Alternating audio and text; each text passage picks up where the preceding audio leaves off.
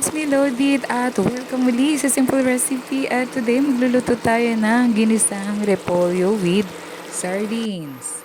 At yan, nagsalang na ako ng kawali at lalagyan ko siya ng mantika. Hintayin natin siyang uminit. Ayan yung ginamit kong sardinas, ang 555 sardines. At yan, iniwa ko na rin ang repolyo na manipis.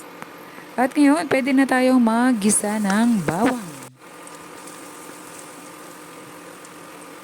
At pagkatapos, ilagay na rin natin ang isang buong onion na hiniwa ko kanina. Yan. At ilagay natin muna ang sauce ng sardinas. Yan.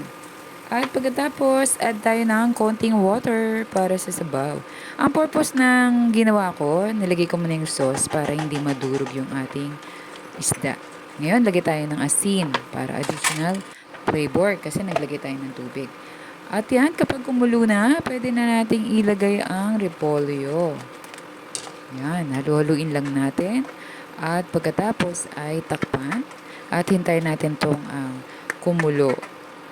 Yan, lumambot, maluto. Yan. Medyo maluto na yung ating repolyo. Yan. Napakasimpleng ulam nito. Affordable talaga. At kung syempre kung gusto nyo may ka-partner yan. Nagdagdag pa ako ulit ng konting asin. Kasi medyo kulang pa yung lasa. At kapag yung halimbawa ay bitin kayo do sa ulam at gusto nyo magdagdag, dagdag kayo ng ka-partner. Ayan, nilagay ko na yung isda ng sardinas. At banabanayad lang yung halo para hindi siya maduro. At ito ay pakukuluin natin para totally lumambot na yung ating gulay. Ayan, talagang okay na siya. At nakikita niyo yung kulay, na siya na kulay na kasi dahil sa isda.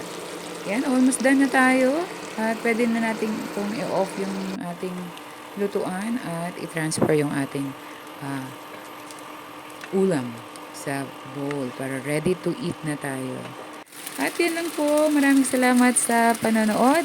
At huwag kalimutang mag-subscribe sa channel ko. Ingat lagi at God bless everyone.